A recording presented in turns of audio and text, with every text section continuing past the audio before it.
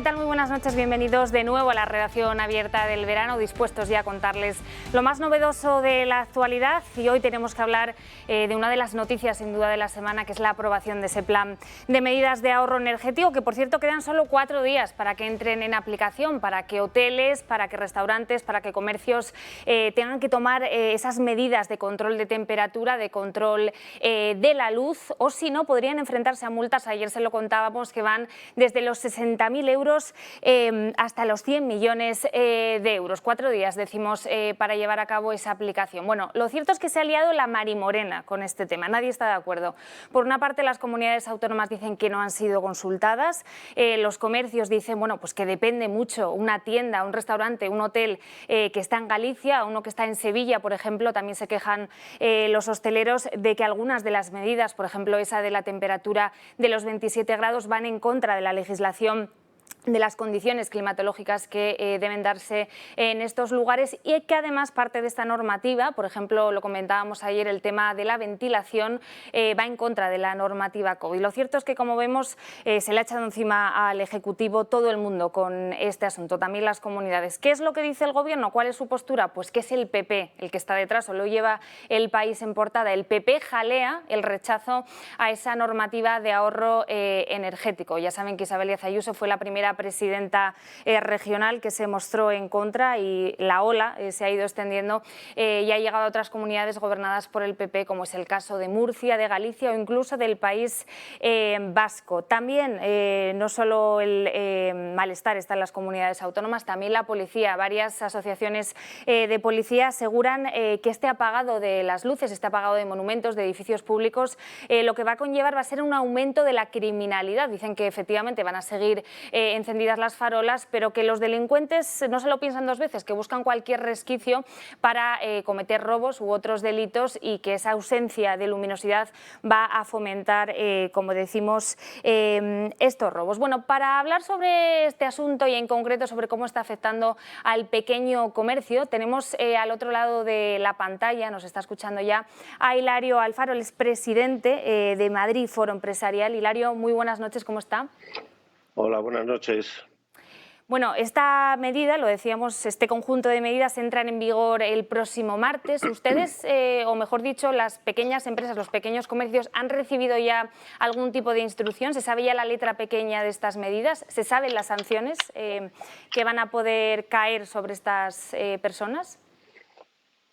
Bueno, yo lo primero que le quería decir como presidente de Madrid Foro Empresarial es que lo que hemos pedido al comercio, da igual el tamaño que sea, es no cumplir estas medidas mientras el Gobierno no presente a los ciudadanos cuál es su plan de austeridad para estas mismas fechas que nos pide a nosotros. Para exigir hay que dar ejemplo, para exigir ellos tienen que presentar ese plan de austeridad, cómo se aprietan el cinturón, para nosotros como sociedad civil empresarial, si ellos lo hacen, nosotros no dudaremos en hacerlo. Pero como no lo hacen, sino todo lo contrario, pedimos a todo el comercio que no cumplan estas medidas. Hablábamos de las normas, según se ha venido comentando en las últimas horas. Estas sanciones irían desde los 60.000 euros incluso hasta los 100 millones de euros. ¿Les han concretado por parte de las distintas regiones? En el caso de la Comunidad de Madrid, ¿se sabe ya a qué sanciones se exponen los comercios que no lleven a cabo estas medidas? Bueno, nosotros como Madrid Foro Empresarial fuimos los primeros que dijimos que no lo íbamos a cumplir. Luego se sumó la presidenta de la Comunidad de Madrid, pero creo que también Murcia, el País Vasco, Castilla y León. Nosotros como sociedad civil no estamos ni del PP ni del PSOE, estamos al lado del sentido común y del bienestar de los ciudadanos, en los que incluye empresarios y trabajadores. Las medidas que nos piden, que es para reducir el gasto, ya el precio que tiene el kilovatio hora ya es bastante significativo para nosotros mismos mirar cómo podemos ahorrar. No hace falta que nos lo digan. Y en cuanto a los escaparates, es desde luego el mejor vendedor que tenemos, no se va de vacaciones, no paga seguros sociales, es el mejor vendedor y lo vamos a defender. Cualquier comerciante sabe a qué hora lo tiene que encender, a qué hora lo tiene que apagar, para reducir su factura y para que sea lo más rentable para su negocio. Del cristal del escaparate hacia adentro, el comerciante puede hacer lo que quiera. Igual es el mismo tratamiento que la vivienda de los ciudadanos. De la puerta de tu casa hacia adentro no tiene que entrar a manipular un gobierno que un día saca no sé qué de la corbata, al cuarto de hora saca no sé qué del aire acondicionado, luego del escaparate, luego... Oiga, necesitamos un gobierno que realmente gobierne. No que vaya de gesto en gesto en contra de los ciudadanos. Hilario, mencionabas el tema de los escaparates. Hoy varios medios se hacen eco del coste real de mantener un escaparate. Muchos de ellos decían, utilizando unas 20 bombillas al mes, estos escaparates solo consumen, el coste total sería de 6 euros al mes, con lo cual es algo simbólico, ¿no? El tener que apagar estas bombillas a partir de las 10 de la noche, más que algo que realmente vaya a reducir ese gasto. Es que vamos de solución ridícula a solución ridícula. Nuestras tiendas, tanto el aire acondicionado como la iluminación del escaparate, son absolutamente eficientes y eficaces, que son dos cosas distintas. Y en cualquier caso es el coste mínimo que necesita nuestro negocio. No vamos a entrar en si 20 y tantos grados es mucho o 19 grados es mucho o poco. Lo que pedimos es a quien nos pide ese esfuerzo a los ciudadanos, que lo hagan primero ellos. Es que no hacen un solo gesto. Estamos con el gobierno más caro y más derrochador que hemos tenido. Estoy deseando ver una foto del presidente del gobierno haciendo cola en un supermercado como vimos que lo hacía Angela Merkel. A partir de ahí podremos hablar, pero hoy por hoy pido a la sociedad civil y a los comerciantes que no sigan estas medidas. Hilario, además no es lo mismo una tienda de Madrid, un comercio, un hotel de Madrid que un hotel del País Vasco o de Galicia. Quiero decirte, las condiciones de temperatura no son las mismas, ¿no? Que también están criticando muy duramente este decreto, pues porque sea homogéneo para todo el territorio cuando el territorio español es muy heterogéneo. Por supuesto, cada ciudad y cada pueblo es una situación, tiene un clima distinto, cada pueblo y cada ciudad vivirá más o menos del turismo, que no es lo mismo.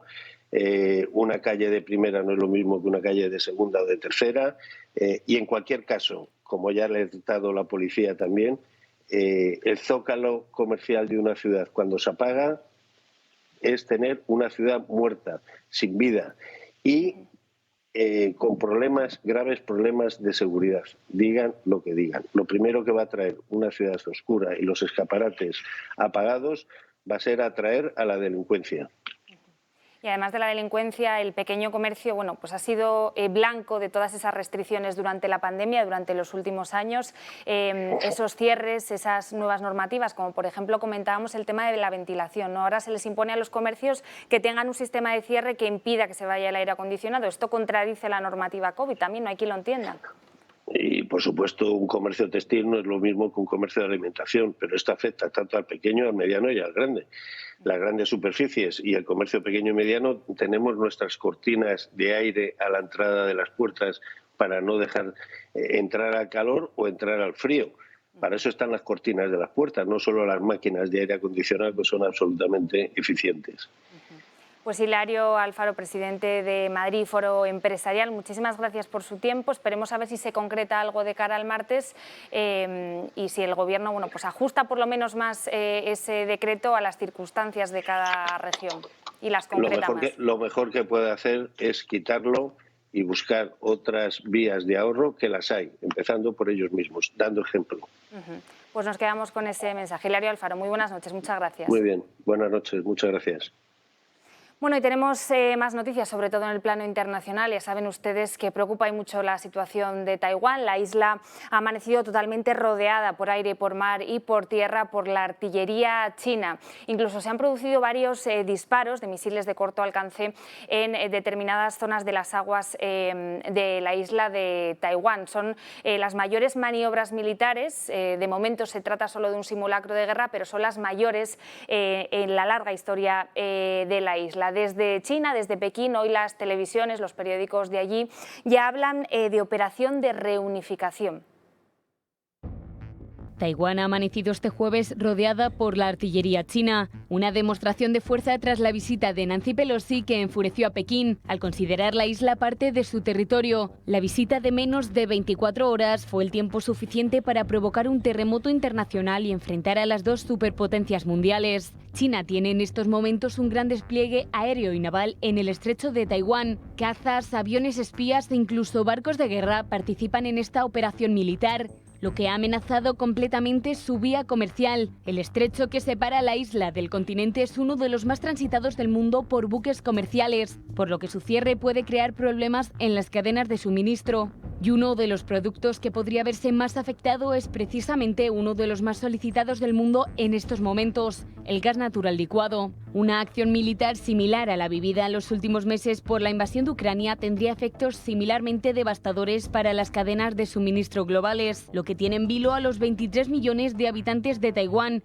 que viven con el temor de una posible invasión y cuya amenaza se ha intensificado bajo el presidente chino, quien ha asegurado a Biden que quien juega con fuego se acabará quemando. Y en el plano internacional, la Unión Europea condena los ejercicios militares y pide a China que no use la visita de Pelosi como pretexto para iniciar una acción militar. Es imposible descifrar el desenlace de esta nueva crisis, pero ¿es China capaz de alargar su respuesta durante semanas o incluso meses? ¿O solo pretende demostrar su fuerza con el objetivo de meter miedo y manifestar su poder? Bueno, y novedades también en cuanto a la guerra de Ucrania. Se habrán hecho eco, habrán escuchado en las últimas horas ese lío diplomático entre nuestro país y Ucrania a cuenta de esos tanques Leopard. La historia se remonta a hace unas semanas. El Ministerio de Margarita Robles, el Ministerio de Defensa, estaba ultimando los preparativos para enviar estos tanques a Ucrania, que son tanques muy viejos, que están ya en desuso y que estaban intentando ver si era posible esa vía de enviar. La ministra Margarita Robles lo anunciaba este lunes, decía que el estado era lamentable, que no se podían enviar a Ucrania. Ella se reunía ayer con el embajador ucraniano en nuestro país y él decía que entendía perfectamente esta situación, pero animaba a nuestro país a enviar más armamento. Decía que si nosotros queríamos enviarlos, estábamos dispuestos a ayudar, pues que encontraríamos la vía. Vamos a escuchar al embajador ucraniano.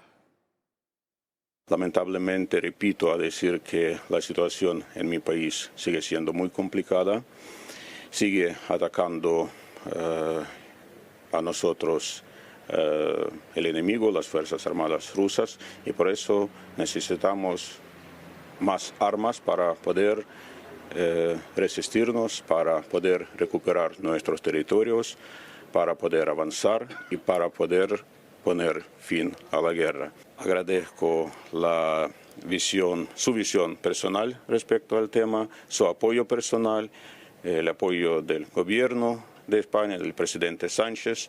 Seguimos necesitando las armas. Yo digo que si uno quiere ayudar, siempre busca y encuentra una forma para hacerlo. Pues era muy claro el embajador, si uno quiere ayudar, encuentra la vía para hacerlo. Bueno, la respuesta de Margarita Robles no tardaba en llegar y ya no concretaba en qué se iba a materializar esa ayuda armamentística de España, pero ya decía que se iban a enviar prendas de abrigo para el próximo invierno para las tropas ucranianas. Remarcar y reiterar la solidaridad de España y de su gobierno con el pueblo ucraniano. Nosotros admiramos su coraje, la forma que están defendiendo no solamente su país, sino un sistema democrático, los valores, la comunidad internacional, el derecho internacional. Lo están haciendo con la máxima entrega.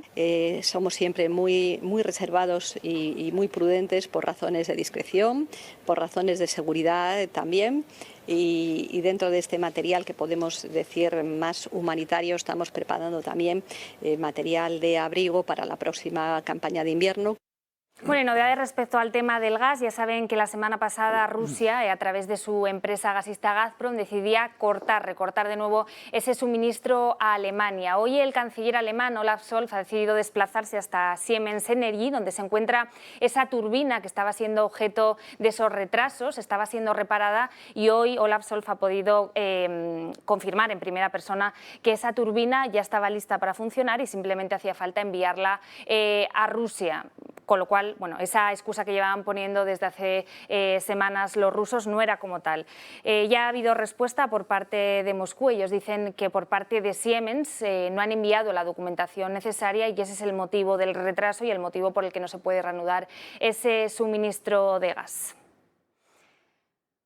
Bueno, ya es momento de abrir la mesa política para comentar todos esos temas de actualidad. Tenemos ya con nosotros a los tertulianos que nos van a acompañar esta noche y es un placer presentarles ya a Juan Carlos Bermejo. Buenas noches. Muy buenas noches, ¿cómo estás? Un placer.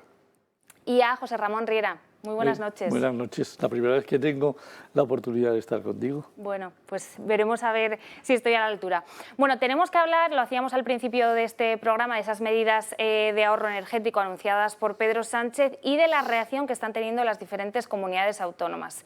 ¿Cuál es la respuesta general? Bueno, pues que no se les ha consultado. La primera en elevar el tono ha sido la Comunidad de Madrid, lo hacía Isabel Díaz Ayuso. Es verdad que en las últimas horas reculaba, decía que ellos siempre cumplen la ley y que no va a haber, por tanto, esa desobediencia a Madrid, pero hay también otras comunidades, como es el caso de Murcia o del País Vasco, que también se han mostrado bastante descontentas. Aquí un apunte.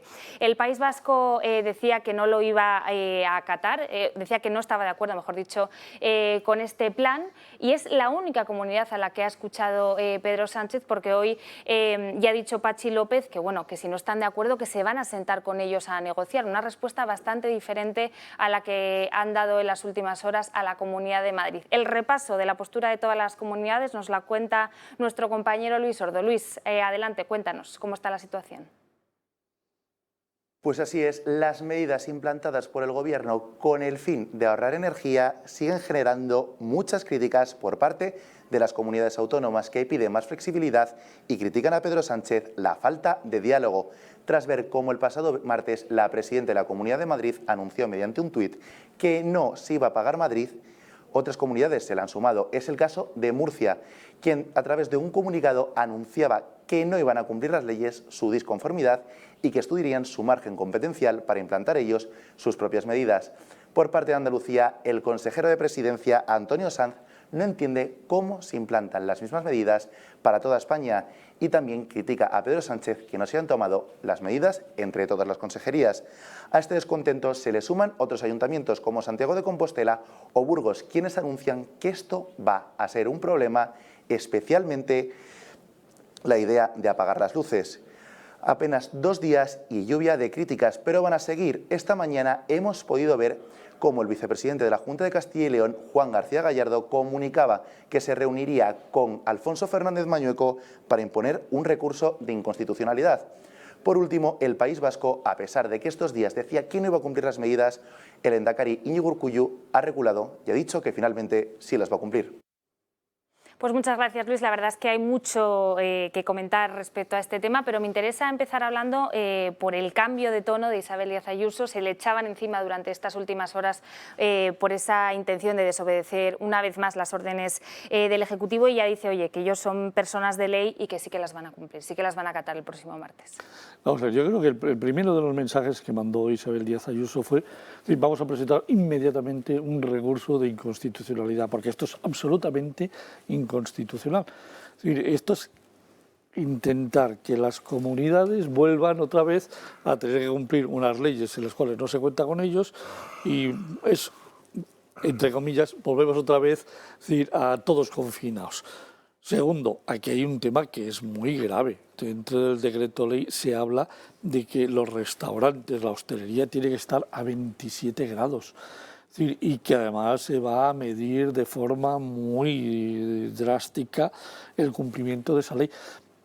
Pedro Sánchez se ha tirado al monte, pero directamente. Es decir, Pedro Sánchez ha decidido, es decir, demostrar la sociopatía que tiene, además en este caso, con el mundo de la hostelería, porque la hostelería le devolvió las espaldas. Es decir, durante toda la pandemia puso en sus cartelitos: yo estoy con Ayuso, y eso Sánchez ha decidido no perdonárselo ni a la hostelería de Madrid ni a la hostelería del resto de España. Entonces, decir que un restaurante tiene que estar a 27 grados en verano, sí, pues hombre, yo creo que primero para los pobres camareros y para los señores y los ocupantes de que vayamos a comer a un restaurante, eso es imposible, es absolutamente imposible. Con lo cual, yo creo que esto va a terminar ¿en dónde? En el Constitucional. Y va a terminar pues con un montón de comunidades denunciando este tema. Y si hacen pachas, pues intentarán sacar sus propias leyes, que son las constitucionales a la hora de defender los intereses económicos de sus comunidades autónomas. No, y que está claro que no tiene ningún sentido que sean las mismas restricciones o las mismas medidas en ciudades tan distintas como Sevilla, como Coruña, como Oviedo, que las condiciones climatológicas son totalmente diferentes. 42 grados en Sevilla, y si te vas a Santander, Cantabria, mi ciudad natal, pues yo me imagino que estarán a 24, 25, 26, como mucho 28 grados. No tiene nada que ver. No tiene nada que ver el Mediterráneo con el centro de la península en estos momentos. Yo me imagino pues en Córdoba, hoy en la sartén de España, pues sufriendo la canícula de agosto, como para decirle que no pongan el aire acondicionado en los restaurantes. Es imposible, ¿sabes? El modelo, es decir, el problema de Sánchez es que está tan nervioso que no acierta ni una medida en las que toma, y eso es peligroso cuando tu presidente del gobierno entra en modelo sociópata. El país va a sufrir. Juan Carlos, ¿le ha entrado miedo a Isabel Díaz Ayuso? No, es que, Marina, estamos ya en campaña electoral. O sea, Sánchez está en campaña y lo que ha hecho ha sido lanzar un decreto, porque puede hacerlo, y estamos obligados a cumplirlo, para quedar bien con Europa y para que desde Europa su amiga Úrsula diga, ¡ah, qué bien este presidente español, qué ejemplo!, ¿no? Y para que el secretario de la ONU diga que es que en España somos muy solidarios y tal, ¿no? Y él quiere, es propaganda electoral. Pero lo han hecho todo a salto de mata, como siempre. Por otro lado, Isabel está de campaña también. Ella tiene dentro de un año, menos de un año, elecciones, y ella pues está pues como hace un año diciendo que Madrid no se cierra, pues ahora dice que Madrid no se apaga. Isabel, haber puesto España no se apaga, porque es que te pareces a los nacionalistas catalanes. O sea, que es que tú quieres hacer su bastión, ¿no? Como si Madrid fuera su bastión. Bueno, hombre, ella defiende lo suyo. Ella al final gobierna aquí. Madrid es España, como ella decía, ¿no? Decías que Madrid es España, pues di España. Y por último, yo no le daría tanta importancia a este tema. Esto es un Real Decreto Ley. Dentro de 30 días se tiene que validar. Sí, pero el martes ya entra en vigor. Sí, pero son 30 días. Aquí nadie va a controlar nada, no da tiempo a controlar nada. O sea, quiero decir, dentro de 30 días el Congreso de los Diputados lo va a tumbar. Lo va a tumbar, porque hasta el PNV está en contra, pues ya me contará esto a mí. O sea, esto va a durar 30 días. Ya está, no hay que darle tanto bombo. Hombre, con los votos de Podemos, con los votos de Otegi, con los votos de los independentistas, lo saca adelante. Otra cosa es decir, que ni siquiera a los catalanes les interesa para su comercio aceptar esto. Es decir, hay un tema que está clarísimo. Los independentistas catalanes no lo van a apoyar por un motivo muy claro. Es decir, porque supone enfrentarse con toda la hostelería que tiene en su región, que es muy importante dentro del negocio. Y con el sentido común, Por supuesto. Porque tampoco son tontos. No, por supuesto. Los independentistas son independentistas, pero tontos no son. Pero no van a ir contra sus ciudadanos. Pero en principio, si consigue el voto de Esquerra Republicana, Junts per Cat y Otegi, lo saca para adelante. Olvídate, eso no lo va a conseguir. Bueno, no nos olvidemos que ha habido que votar de vez en cuando, el PP ha tenido que votar a favor. Es decir, ojo. El que se equivocó. El que se equivocó, y algunos otros decretos que el PP ha tenido que sacar para adelante porque le han parecido correctamente, a pesar de que a todos nos ha sorprendido tremendamente.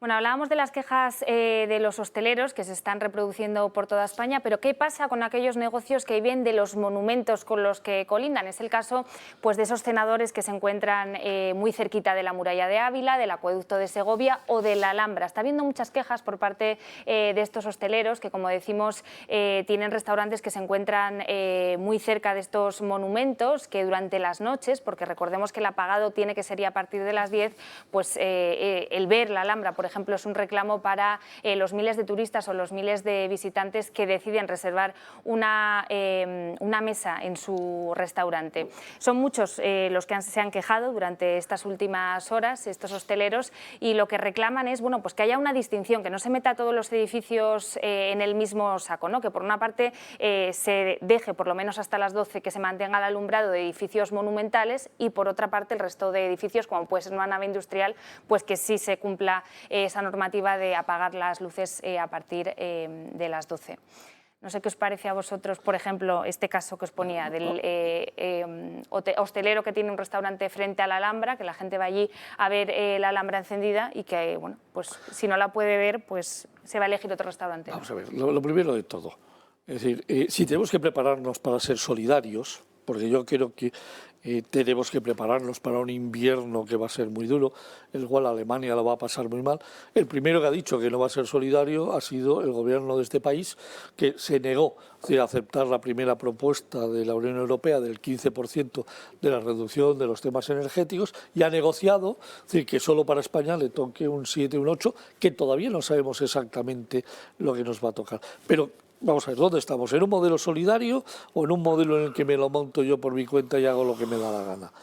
Vamos a ver, para un pobre hostelero que tiene sus restaurantes enfrente de la Alhambra, una Alhambra iluminada implica llenar el restaurante. Una Alhambra apagada lo que implica es que se le van a quedar vacío el restaurante. Pero claro, pobrecitos, como son los para Granada, pues no importa. Aquí el gran problema que tenemos es una falta de raciocinio, planificación. Han sacado una ley que yo, por supuesto, no me la he leído, pero he visto que son 60 páginas la ley, de las cuales 30, solo 30 son de preámbulo. Yo no he visto una ley en mi vida que tenga 30 páginas de preámbulo para explicar todo lo que va a hacer después. Con lo cual, claro, llegas a un momento determinado que empiezas a leerte y dices, no sigo, esto me están tomando el pelo. Entonces, aquí el gran problema, es decir, estamos en la improvisación. No hemos decidido qué queremos hacer, ni cómo lo vamos a hacer, ni lo hemos consensuado. O sea, aquí ha habido un señor que se sienta en la Moncloa y ha dicho, hágase. Como siempre, hágase. Sí, bueno, pero ¿cómo que hágase? Oiga, usted tiene que pactar. Existen negocios, existen comercios, existen responsabilidades, existe, es decir, turistas que están en nuestro país y que tú no les puedes maltratar porque no van a volver. Si los maltratas, no vuelven.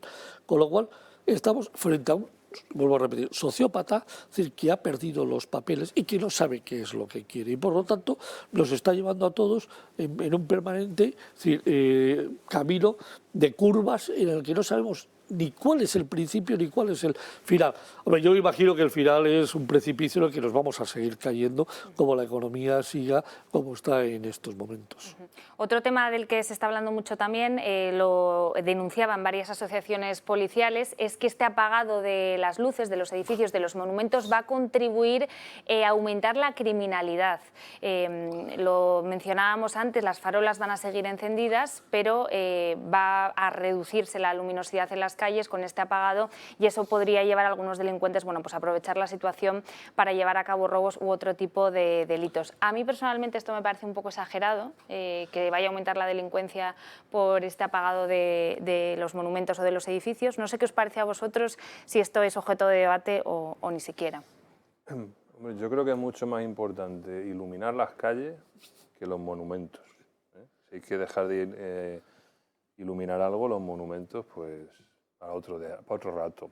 Fíjate, yo me acuerdo en el año 12, cuando teníamos la crisis financiera, Mariano y su ministra, que era Ana Pastor, de Fomento, decidieron, sin consultar a nadie, apagar las luces por las noches de la M50, de la M40. O sea, yo me acuerdo que circulabas por las noches, sobre todo en invierno, y es que, imagínate, o sea, es que no se veía.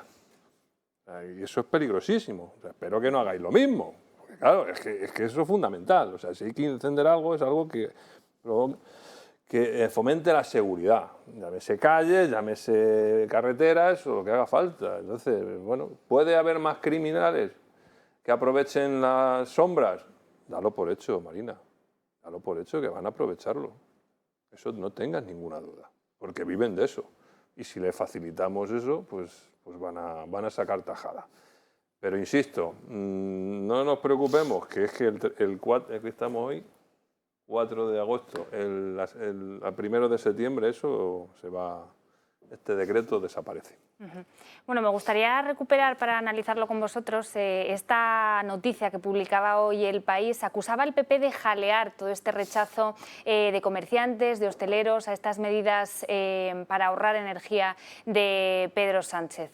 Ya decimos, o sea, las protestas son multitudinarias, vienen desde diferentes sectores, vienen desde comunidades de todo tipo de signo político, pero aún así, desde el Gobierno acusan al PP de ser el que está detrás de alentar una vez más estas protestas que afectan al común de los mortales, da igual el signo político del que seas. No sé si podemos ver esa portada del País de hoy. De cualquier manera, os pregunto a vosotros qué os parece. Mira, ahí lo tenemos.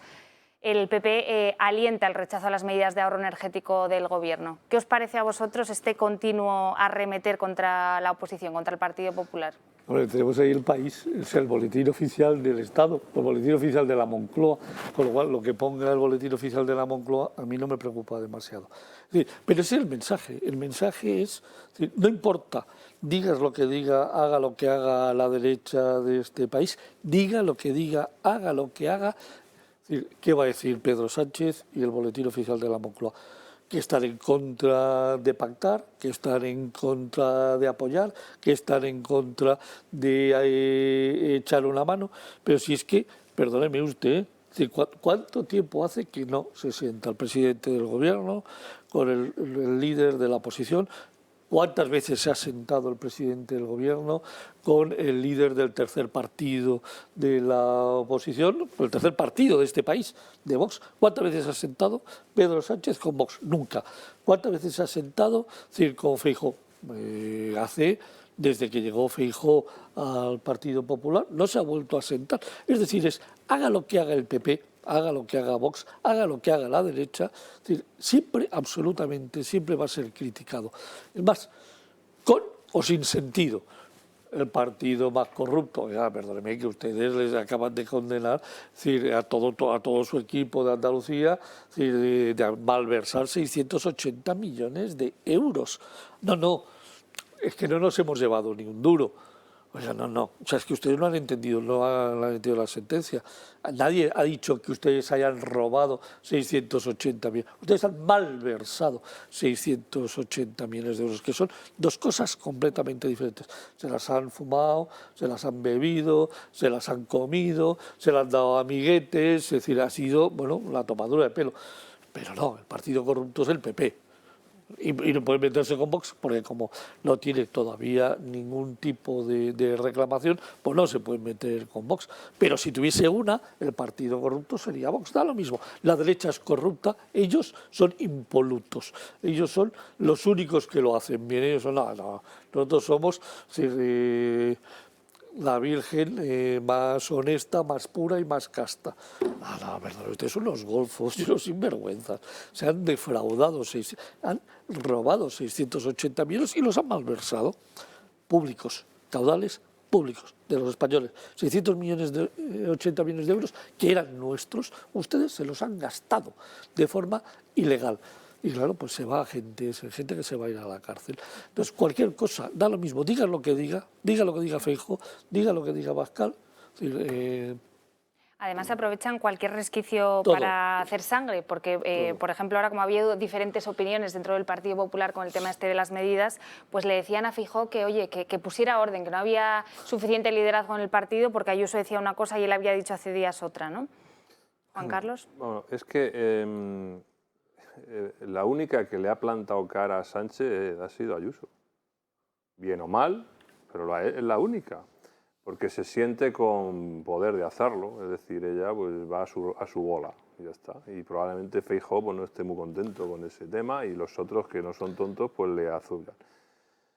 Pero hombre, es que decir que van a recurrir al Constitucional, si es que eso es como decir que el cielo es azul, es decir, si eso no sirve para nada. O sea, bueno, pues venga, recurre, eso, ¿cuándo saldrá esa sentencia? Si es que sale, ¿no? Como la del aborto, ¿cuántos años llevamos? ¿10, 15, 20? Y hay otro recurso de Ayuso, que ha sido la ley CELA, sí, para no ponerla en marcha en el mes de septiembre, y como no hay respuesta, no le queda otro remedio que cumplir la ley. O sea, sí, a Ayuso tendrá que cumplir la ley, porque si no se tira al otro lado de la frontera, que es hacer... Le aplican el 155. No, que es hacer lo que hicieron los independentistas catalanes, que es proclamar la independencia. Claro que se va a tener que tragar a Ayuso la ley CELA, se la traga enterita, le guste o no le guste. Otra cosa es que ella, con toda la razón del mundo, yo lo recurro, que el Constitucional ni me dice ni blanco ni negro, pues no me toca otro remedio que cumplir la ley.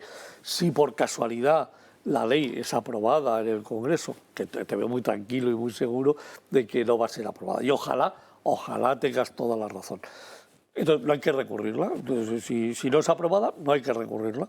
Pero si por casualidad fuese aprobada, hay que recurrirla, independientemente de que el Constitucional tarde 1 año y medio en decir que es inconstitucional, como le pasó con los 2 decretos leyes que se los tuvo que comer, es decir, todo el gobierno enterito, es decir, que fueron ilegales. Los estados de alarma. Los estados de alarma, sí, claro. Pero fueron ilegales. Los 2 estados de alarma, el Constitucional tardó 1 año y medio en decirlo. No es que fueron ilegales, es que tendría que haber aplicado el estado de excepción. Pero son ilegales. Que hubiera sido un peor. Fueron ilegales. No, pero fueron ilegales. Fueron ilegales. Entonces no nos podían haber confinado de la manera que lo hicieron. Bueno, pues que hubiese declarado el estado de excepción. No dijo que estuviera mal que nos confinaran. Que no era constitucional. Que no correspondía. Es que el que corresponde es mucho peor. Te quita más libertades todavía. En cualquiera de los casos, no se aplicó correctamente, no cumplió la ley, y ahora la ley CELA antes o después caerá, o porque llegará al gobierno alguien que la derogará, o porque el Constitucional la derogará. Y si no, al tiempo. A lo mejor es más lo primero que lo segundo. A lo mejor es más que cambiarán y la derogarán los siguientes que vengan. Como hizo Mariano con las otras leyes. Bueno, es decir, Mariano dejó mucho... Fíjate de esto. Mariano dejó mucho... Tú dices que son corruptos los de estos. Son 2 organizaciones pseudocriminales las 2. Bueno. Y la pena es que tengamos en este país que sean las 2 alternativas de gobierno. Esta es la verdadera desgracia que tenemos. Y los que luego venimos a cambiar las cosas... no hacemos más que joderla y defraudar a los votantes y a los ciudadanos y dejar a esta panda de golfos otra vez todo el poder en las manos.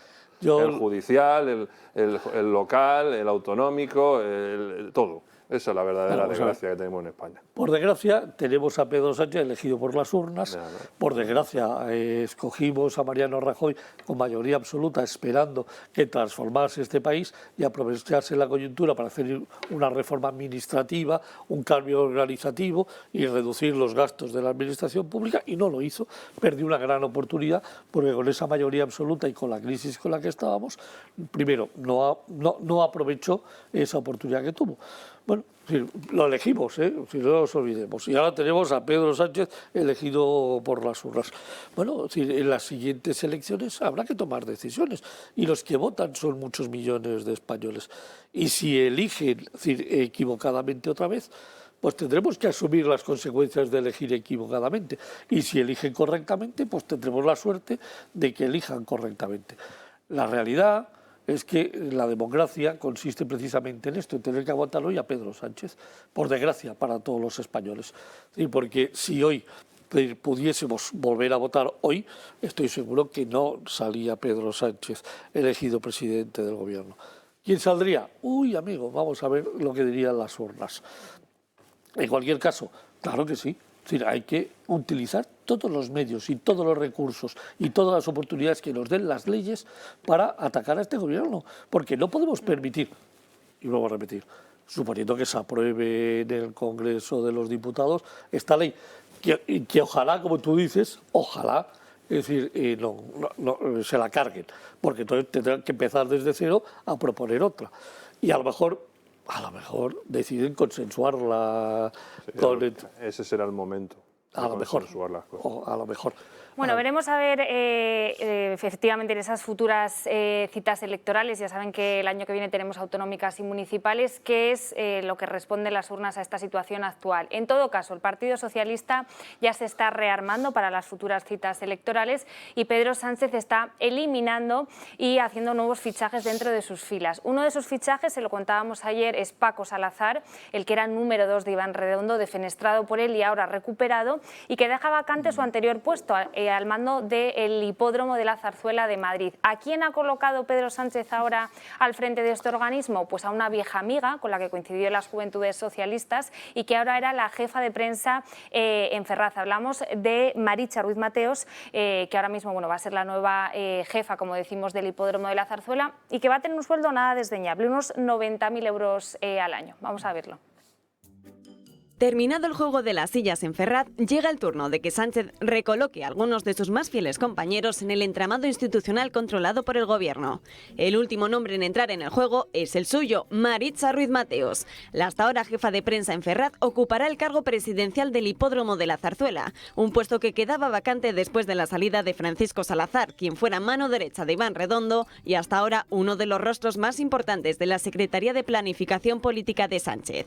Ruiz Mateos era hasta la fecha la máxima responsable de comunicación y relaciones con la prensa del Partido Socialista, una de las personas de confianza del presidente y además del entorno de amistades que lo oparon hasta la Moncloa, pero la lista de compañeros de filas colocados no cesa, empezando por su propia mujer, Begoña Gómez, hasta ahora directora del Centro de Estudios Africanos en el Instituto Empresa, o Antonio Miguel Carmona, de Iberdrola, Rosa María Mateos en Televisión Española e incluso Félix Tezanos en el CIS.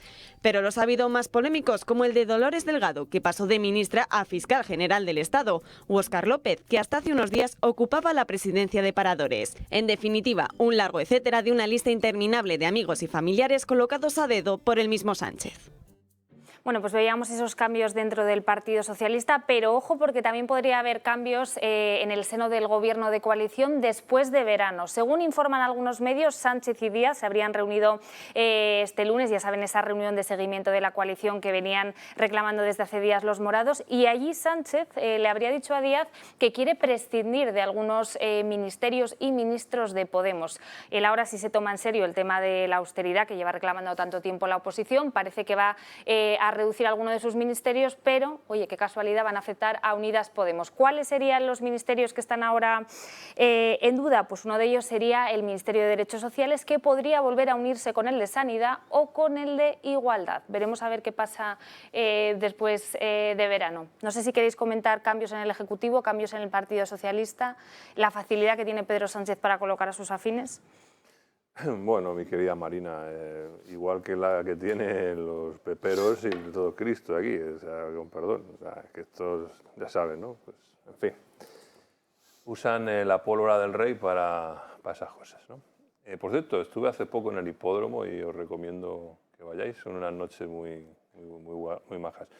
Respecto a la crisis de gobierno, yo creo que la va a haber con toda seguridad. O sea, Sánchez necesita hacer cambios para intentar parar la sangría de votos que está sufriendo. Y la única forma que tiene es poner a ministros que a lo mejor empezamos a ver alguna cara de estas que no es de partido. O sea, va incrementando más la tecnocracia dentro del gobierno, porque además la crisis económica que se cierne pues no le va a alentar a ello, porque lógicamente con esta panda de analfabetos que tiene ahí pues no va a llegar muy lejos. Vamos a ver. Si Sánchez quiere hacer cambios en los ministerios y quiere quitar a gente de Podemos, tiene que quitar a gente del Partido Socialista. Es decir, si quiere quitar a 2 ministros de Podemos, tiene que quitar a 4 ministros del PSOE. ¿Sí o sí? Porque si no, se cae el gobierno. Es decir, el gobierno, Podemos no le va a permitir que solo toque a los de Podemos y no toque a los de su banda. No, vamos a pasar de 22 a 18 ministerios. Bueno, pues entonces 3 para ti, PSOE, 1 para mí. Quitamos 6, 4 para ti, 2 para mí. Porque esto funciona así, es decir, esto no nos equivoquemos. Es decir, ministro que caiga de Podemos pasa a secretario de Estado sin ningún tipo de problema. Se cae la Ione Belarra, que no tiene donde caerse muerta, pues era secretaria de Estado de Igualdad si sigue la Montero. Bueno, pues nada, pues entonces tampoco pasará absolutamente nada. Pero lo que Podemos no le va a permitir es que solo sean ellos los paganos de la crisis.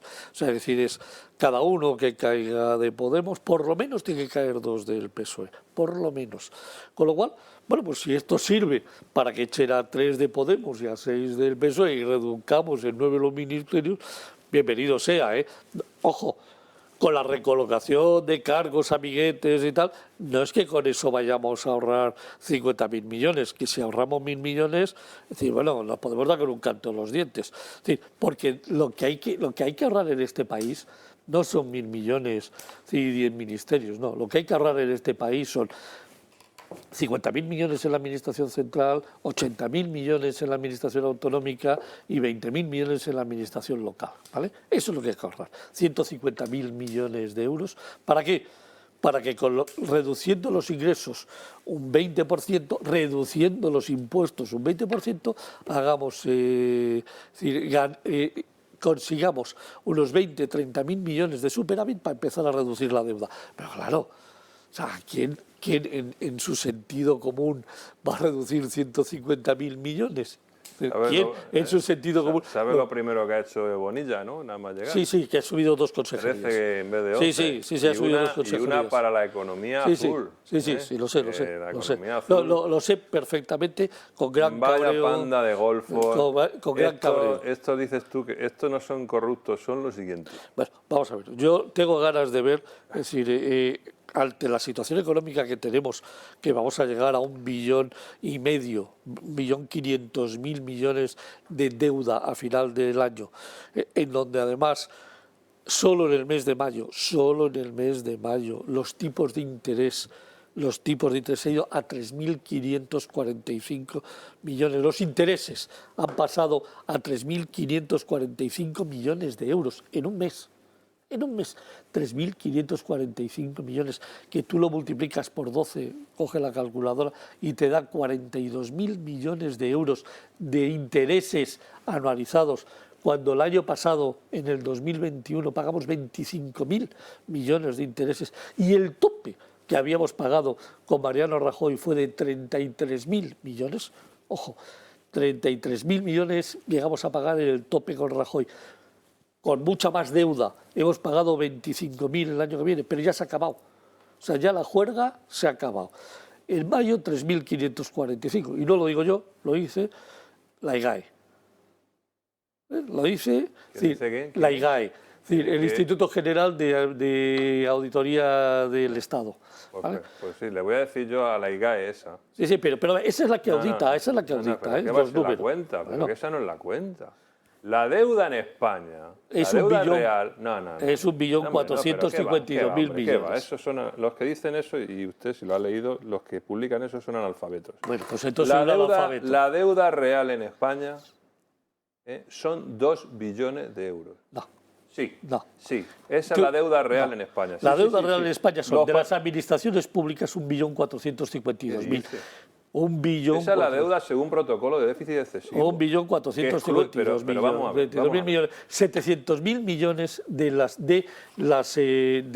las economías domésticas. Vamos y sumamos 3 billones de deuda, sumando todas las empresas, las economías domésticas y el Estado. No hablo de la deuda privada, que hablo de la deuda pública. Bueno, pues la deuda pública en España son los pasivos en circulación en España son 2 billones de euros. Si descontamos la deuda entre administraciones, que son 260.000, son 175.000, 1,75, el 141% del PIB. No es 1,48, que eso es la deuda según el protocolo de déficit excesivo. El protocolo de déficit excesivo es una directiva europea que excluye gran parte de la deuda real. Excluye lo que son la deuda entre administraciones y excluye lo que son las inversiones comerciales. Perdón, que termino. Por lo tanto, no vayamos diciendo a los españoles que la deuda es el 120% del PIB. 118. Es que no es verdad, es mucho más. La deuda real es mucho más. Y eso es lo que hay que explicar a los españoles. La deuda consolidada en estos momentos, consolidada, emitida por lo tanto, y por lo tanto que tenemos que amortizar, es 1.452.000 millones, consolidada. Lo que pasa es que sí, pero que, porque, perdóname, hay deudas cruzadas. Marina, no voy a hay deudas cruzadas. Vamos a ir con el telediario. Hay deudas cruzadas, es decir, hay deudas de, si tú sumas el 1.210.000 que tiene la Administración Central, más los 310.000 que tienen las administraciones, las comunidades autónomas, más los 80.000 millones que tienen las locales, es decir, te sale, claro que te sale más, pero es que hay deuda cruzada entre ellas y por lo tanto tiene que consolidarse. Sí, pero qué consolidación ni gaitas, que lo que debemos los españoles públicamente, que eso es la deuda maquillada, eso es la deuda según protocolo de déficit excesivo. Léase usted las directivas comunitarias y verá que le explica, dice, mire, y ese invento lo hicieron precisamente en la crisis de la subprime para que los países pareciera que debíamos menos de lo que realmente debíamos, para que las primas de riesgo no se dispararan. Así que si coincidimos en otro programa lo volvemos a hablar porque no quiero capitalizar este tema, pero insisto, no, eso es la deuda según protocolo de déficit excesivo, es decir, maquillada. Bueno, vamos a intentar rebajar un poquito la tensión con esta pieza que les hemos preparado. Hemos salido a preguntar a la calle si los españoles conocen todos los ministerios de Pedro Sánchez. ¿Saben quién es la ministra de Ciencia? ¿Saben quién es la titular del Ministerio de Transporte? Son 23 los ministerios que ahora mismo componen el Gobierno de España y con tanto cambio, con tanta entrada y con tanta salida, los españoles no lo tienen del todo claro. Vamos a verlo. Sin duda. Sin duda, realmente en la última legislatura ha crecido el número de ministros para dar cabida a personas que pertenecen a los grupos políticos que han llegado al acuerdo con el gobierno para poderse mantener. Aparte de la corbata, de quitarnos la corbata, lo más importante es reducir los ministerios para reducir los gastos. Y en vez de tantos partidos como hay y tanta gente que chupa de esos partidos, con que tuviéramos uno o dos, como ha habido antiguamente cuando mis padres. Él sí, Escrivá sí, pero los demás no.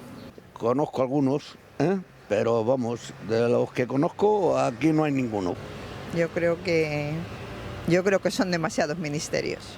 Pero ya, vamos, por lo menos 6 o 7. Eso es lo que hemos dicho siempre.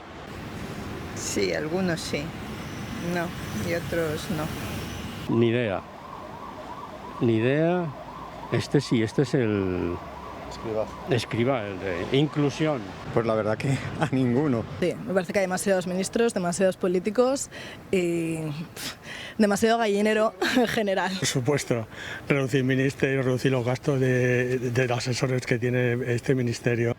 Empezando por presidencia. No, quizá por nombre sí, pero soy malísima con las caras. Los conozco, pero como si no los conociera, son unos inútiles.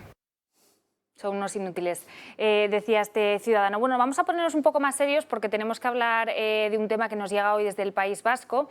El Gobierno va a eliminar del País Vasco a todos los agentes del CNI encargados del tema de antiterrorismo. Son estos agentes de inteligencia que durante años colaboraron en desenmascarar las diferentes organizaciones terroristas del País Vasco, también en Cataluña con los movimientos independentistas, y que el Gobierno ahora ha decidido eliminar, ha decidido sacar del País Vasco y reducir también en Cataluña, y sus labores van a ser ahora delegadas en la Guardia Civil y en la Policía Nacional. En el Partido Popular no ha sentado nada bien esta noticia y han pedido la comparecencia de Margarita Robles.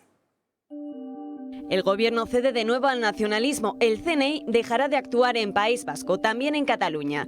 Según el Ejecutivo, porque no tiene sentido mantener la estructura de un operativo que se dedique a controlar el entorno político de ETA, tampoco del secesionismo catalán. Son ahora los agentes de la Policía Nacional y de la Guardia Civil, la misma a la que en Cataluña el Gobierno de Sánchez ha recortado su plantilla en un 5% desde que es presidente, quienes tendrán que hacerse con el control de los grupos radicales de la izquierda abertzale e independentista. Grupos de de la lucha antiterrorista cuestionan esta decisión y recuerdan que desde que Sánchez llegó a la Moncloa, el nacionalismo de ambas comunidades ha presionado al Ejecutivo para reducir los efectivos de los agentes de inteligencia dentro de sus territorios. El CNI, dependiente de Defensa, justifica este giro en País Vasco en que las decisiones judiciales sobre estos grupos defensores de los presos de la banda terrorista deben desvincularse de las decisiones del Gobierno, así como también de las relaciones que mantiene con sus socios en el Parlamento. La noticia ha caído como un jarro de agua fría justo en un momento en el que se cumplen 20 años del atentado de la Casa Cuartel de Santa Pola, uno en el que murieron un hombre de 57 años y una menor de tan solo 6. A uno de sus autores, Marlaska, le concedió un permiso de 4 días, eso sin siquiera dar el aviso a los familiares de las víctimas. A día de hoy, España sigue pendiente de esclarecer la autoría de 350 atentados perpetrados por la banda. Media docena de causas permanecen abiertas en la Audiencia Nacional. Y de nuevo son las víctimas del golpismo y del terrorismo la moneda de cambio del Ejecutivo.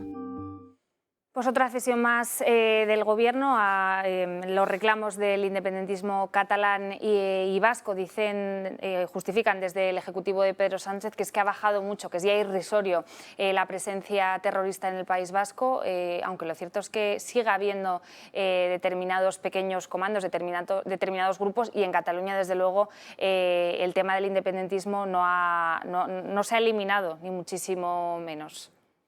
José Ramón. Otra vez te vendes a tus votantes me refiero no a los votantes que te han elegido, sino a los que te mantienen en el poder. ¿El CNI se va a retirar de verdad? Hombre, vamos a ver, me imagino que el Centro de Inteligencia de este país hará que se retira y seguirá investigando, cuidando y mirando por los intereses del país, pero que evidentemente cada vez se lo están poniendo más difícil al Centro de Inteligencia de este país, que cada vez pues, se complica. Sí, y que está siendo cuestionado por el Gobierno. Sí, claro, pero ha sido cuestionado desde el momento que cesaron a la directora del CNI echándole la culpa de lo de Pegasus, cuando, bueno, pues primero no sabemos si Pegasus existió, no sabemos, es decir, qué es lo que pasó con el teléfono del presidente, pero había que echar la culpa a alguien, entonces se lo han echado al CNI porque alguien tiene que ser el culpable de la fiesta, de los errores, de todas las incompetencias generalizadas que se producen en este gobierno. Entonces, bueno, ahora decimos que los van a echar de Cataluña y del País Vasco. Hombre, yo lo que espero es que oficialmente, si se tiene que retirar, se retiren, pero que no se retiren, es decir, de verdad hacer el trabajo que tiene que hacer el CNI. En definitiva, para eso le pagamos. Bueno, pues momento de hacer una pequeña pausa para publicidad. A la vuelta hablaremos con el sector de la caza, que está que trina contra el Gobierno por esa ley de protección animal. No se muevan.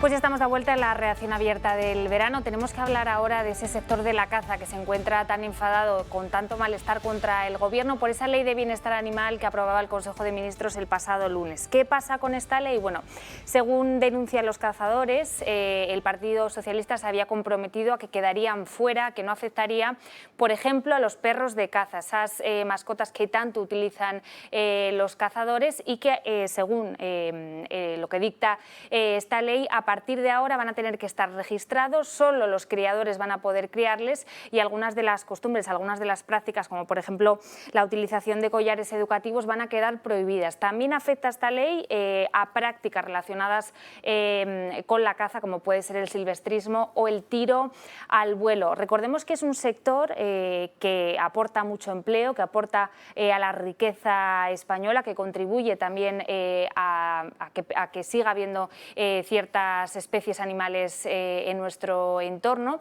y tenemos para comentar todo este asunto y cómo les afecta a ellos de lleno, al otro lado de la pantalla, Manuel Gallardo, que es el presidente de la Real Federación de Caza Española. Manuel, muy buenas noches, ¿cómo está?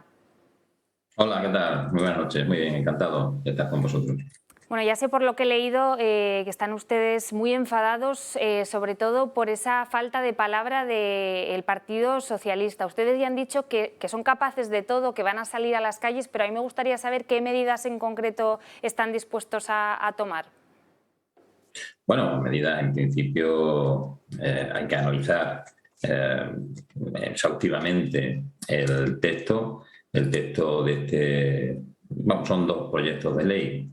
Uno es el proyecto de ley de bienestar animal y otro es la modificación del Código Penal, que se aprobaron sorpresivamente el día 1 de agosto por el Consejo de Ministros, y además que se plantea con una tramitación de urgencia, lo que hace, dificulta sin duda la reacción, tanto que se haga en periodo vacacional como el que se haga por trámite de urgencia. Efectivamente, nosotros este documento de ley de igualdad, de ley de bienestar de los animales, pues ha ido sufriendo diferentes modificaciones y luego finalmente se acordó con el Partido Socialista, efectivamente, que los animales auxiliares de la caza, perros, hurones, otros animales silvestres, pues quedarían fuera de la norma, cosa que a la vista del texto pues no ha sido así. Es cierto que la norma ha sufrido modificaciones importantes, como por ejemplo el que ya no hace falta castrar a todos los perros de este país. Eso es un avance sustancial, y también otras cuestiones como que los cazadores no estaremos obligados a hacer ese curso que todo el mundo tendrá que hacer para tener un perro, y hay algunas otras cuestiones como validaciones veterinarias. Sin embargo, la caza sigue estando dentro del ámbito de la ley y por tanto no se cumple el acuerdo al que se llegó con el Partido Socialista para que eso no ocurriese.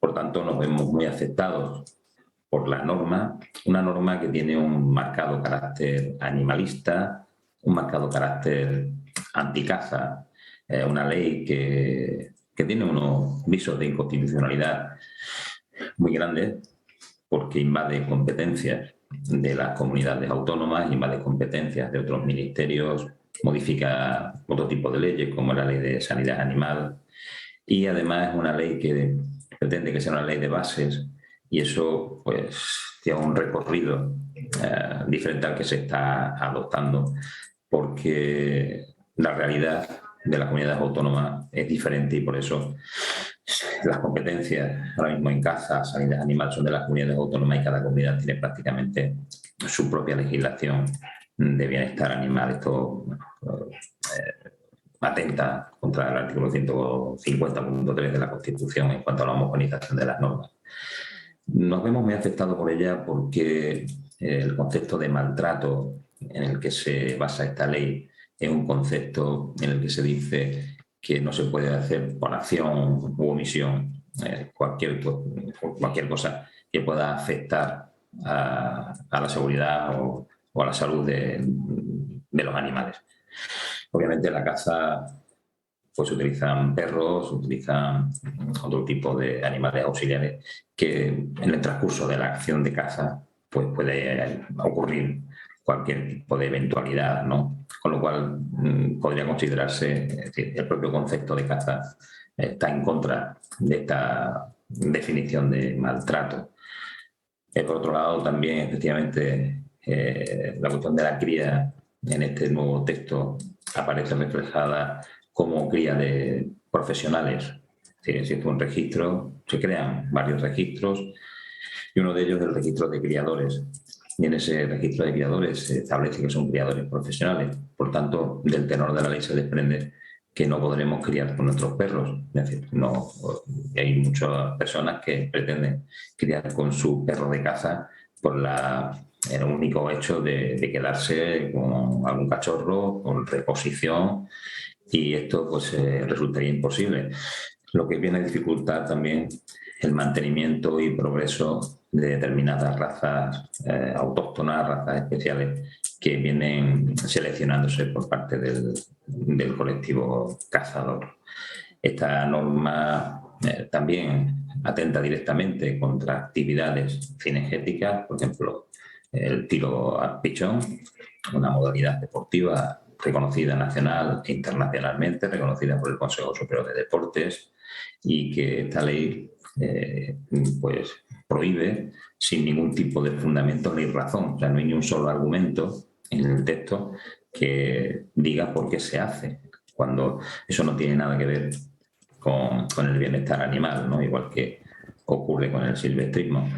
También hay otras cuestiones que dificultarían algunas modalidades de caza, como podría ser la perdiz por reclamo, porque se establece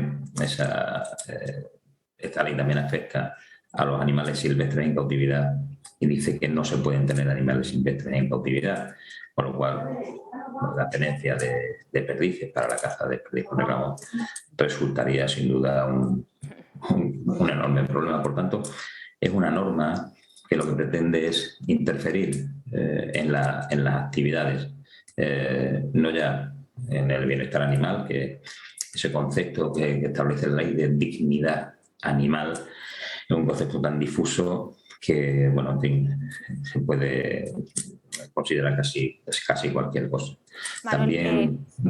Manuel, perdona que te corte. Decías que veíais rasgos de inconstitucionalidad, que iba en contra de algunas leyes esta norma que ha aprobado el Consejo de Ministros. En el caso de que el Partido Socialista no rectifique, no atienda algunos de sus reclamos, ¿estarían ustedes pensando en llevar esta norma al Tribunal Constitucional, por ejemplo?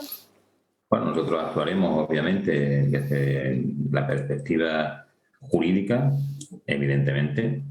También actuaremos desde la perspectiva institucional, porque esta ley inicia el recorrido parlamentario en septiembre, cuando se abra el periodo de sesiones del Congreso, pues esta ley iniciará el recorrido y nosotros estaremos ahí para hablar, para forzar, para plantearle a los partidos políticos del arco parlamentario cuáles son nuestras demandas que esperamos que se vean satisfechas. Igualmente también actuaremos en el ámbito de la presión en la medida en que no se vean satisfechas nuestros legítimos derechos y no haya un cumplimiento por parte del Gobierno de lo comprometido. Pues Manuel Gallardo, presidente de la Real Federación de Caza de España, muchísimas gracias por su tiempo y ánimo con esas negociaciones con el Gobierno. Estaremos muy pendientes a ver cómo queda este asunto. Muy buenas noches. Muy bien, muchísimas gracias. Gracias. Bueno, pues esto era lo que nos contaba Manuel Gallardo del sector de la caza. Nosotros tenemos que hablar ahora de más temas que afectan a la economía, porque ya saben que el precio de la luz no da tregua y con esta ola de calor que hemos vivido durante el mes de julio y que seguimos viviendo ahora en agosto, el precio se ha duplicado. Desde el Gobierno ya han cambiado el discurso con esos malos datos de paro de julio y ya asumen que podría llegar una recesión a la vuelta de vacaciones. Se complica ese panorama para nuestro país y desde el Gobierno ya nos han asegurado que va a haber nuevas medidas también de ahorro a la vuelta de vacaciones. La deriva económica que está tomando el país parece empezar a preocupar al Ejecutivo. El Gobierno admite ya de manera oficial que el crecimiento de la economía española rondará el 4% en 2022, pero de cara a 2023 las previsiones hunden este crecimiento hasta el 2,7%. Hay incluso estimaciones como las de BBVA Research que sitúan el dato en un exiguo 1,8%. Todo esto hace que la sombra de la recesión empiece a sobrevolar el futuro. Al desplome del crecimiento hay que unir otro factor de vital importancia, la inflación. Y es que los precios han marcado en julio una subida del 10,8%, una cifra que no se veía en nuestro país desde hace 38 años. ¿Y qué dice el Gobierno de todo esto? Pues que la inflación será más alta y durante más tiempo. Desde el Ejecutivo esperan que este alza generalizada de los precios se vaya moderando a partir de septiembre. Sin embargo, esta previsión no tiene en cuenta la dependencia del gas que tiene ahora mismo el país. Esta dependencia se ha visto acentuada desde abril, donde la generación eléctrica por gas era del 14,5% del total, hasta llegar en julio a que el peso del gas se eleve al 32,9%. Todo esto ha situado la media en julio del megavatio hora en torno a los 258 euros. De ellos, 142,6 corresponden al precio que se paga la luz en el mercado mayorista y el resto, 115,1, corresponde a las compensaciones a las eléctricas. Todo esto ha convertido a julio en el mes más caro de la historia. Obviamente la inflación ha golpeado, como no podía ser de otra manera, muy duro a la industria, que se ha visto obligada en muchos casos a reducir su producción, a hacer cierres temporales, recortar plantilla o incluso cerrar definitivamente. Todo ello ha propiciado que el pasado mes haya sido el único julio en que se ha destruido empleo en los últimos 20 años. Y todo apunta a que la situación del país irá peor. Pues las perspectivas económicas para la vuelta de verano no son nada buenas, y teniendo en cuenta pues, que la incertidumbre respecto al suministro ruso crece cada día y el panorama no parece muy positivo. No, no es nada halagador. Vamos a ver, el tercer trimestre está garantizado el crecimiento, sobre todo por un tema que es el turismo. Es decir, independientemente de que a 30 de junio han caído 8 millones largos de turistas con respecto al 2019, que fue el año récord, no quita que con respecto al año pasado han crecido sustancialmente, porque hasta el 30 de junio había todavía restricciones de vuelo. El tercer trimestre el turismo va a apoyar en el crecimiento del PIB, pero a partir del 1 de octubre viene el tema, viene muy duro, porque si te decía antes, los gastos de intereses de la deuda española en el mes de mayo han sido 3.545 millones, tiene toda la pinta que esos gastos financieros, esos intereses van a seguir creciendo. En el mes de mayo el déficit ha sido de 12.000 millones de euros, con récord de ingresos históricos. Es decir, nunca en este país se ha ingresado tanto por impuestos, y a pesar de batir todas las cifras de ingresos, es decir, tanto de IRPF como de IVA, es decir, como de seguridad social, nos hemos gastado 11.000 millones más en mayo de lo que hemos ingresado. En junio, que los pensionistas tienen doble paga y los funcionarios también, es decir, el déficit va a crecer de forma sustancial. Ya hay un primer dato del IVA, es decir, el IVA en mayo, es decir, se ha recaudado 2.000 millones de euros menos que en abril. Por primera vez, sorprendentemente, la recaudación de IVA ha caído con respecto al mes de abril, con lo cual, bueno, pues vienen problemas. Es decir, los ingresos van a caer, los gastos no hay nadie que los pare, y al no parar los gastos y los ingresos caer, el déficit va a seguir creciendo, la deuda va a seguir creciendo, y va a llegar un día en el cual, como los tipos de interés van a seguir creciendo, vamos a tener un problema muy serio. Juan Carlos, se vienen curvas, ¿no?, a partir de septiembre. Bueno, depende, vamos a ver. Todo indica que va a haber recesión. Yo creo que ya es inevitable, porque los datos, los indicadores adelantados, los PMI de la industria para agosto, ya están todos por debajo de 50.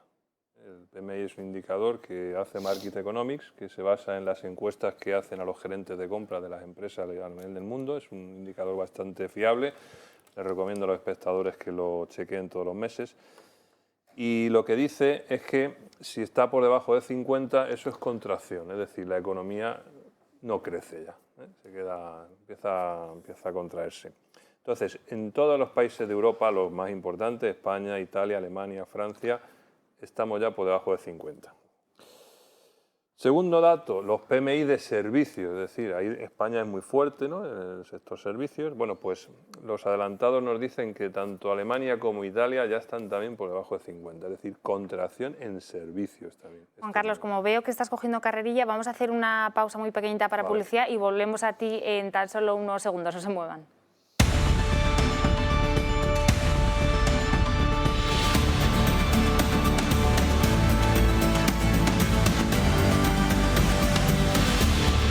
Bueno, pues ya estamos de vuelta en la redacción abierta del verano. Hablábamos de la dura situación económica que va a atravesar nuestro país una vez se vaya todo ese turismo y nos encontremos de frente con esa situación de subida de los precios, de incertidumbre respecto al suministro energético y esa previsible caída también derivada de esto del empleo. Juan Carlos Bermejo, estabas analizando esta situación. Sí, estábamos comentando que los datos de servicios, los indicadores para Alemania e Italia ya están también en contracción, no así España y Francia, que todavía aguantamos el tipo, estamos ahí en 51, 52, pero esto es el mes de agosto, es lógico, en España pues tiene que crecer.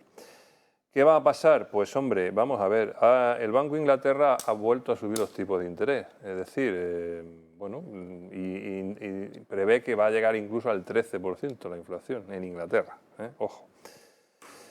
El Banco Central Europeo pues va a seguir la misma línea, es decir, va a poner más precio al dinero y se supone que como los españoles nos estamos gastando ahora mucho dinero y nos estamos empobreciendo por esta inflación, pues se supone que en otoño vamos a cerrar el grifo, ¿eh? Es un acto instintivo, vamos a empezar a dejar de gastar y eso va a provocar que la demanda caiga y que la oferta sea capaz de equilibrar, ¿no? Para que esa inflación baje. Esperemos que pase eso, porque si no pasa eso, entonces sí que estamos jodidos. Te puedo dar un dato. PIB, cierre del primer semestre de este año. A precios corrientes, no a precios constantes, a precios corrientes. Es decir, la agricultura ha caído un 25% con respecto al semestre anterior del año pasado. Industria ha crecido un 3%. Servicios se ha contraído un 0,2%. El PIB a precios corrientes de todos los sectores que forman y componen el sector servicios, comercio, actividades financieras. Se ha facturado menos que hace un año. Menos que hace los últimos 6 meses teniendo anteriores. en cuenta la inflación que ha habido. Teniendo en cuenta la inflación a 30 de junio, que era un 10%, por lo tanto, se ha vendido bastante menos. A precios corrientes se ha decrecido un 0,2%. Es decir, si tú sumas los 3 sectores de actividad, agrario, más industria, o sea, secundario, más servicios, el PIB decrece 216 millones, es decir, se equilibra. Solo crece porque los impuestos sobre el valor agregado de estos servicios resulta que han crecido un 22%. Por lo tanto, a precios corrientes, el primer semestre ha crecido contra el último semestre del año pasado un 5,7%, pero por el efecto de los impuestos.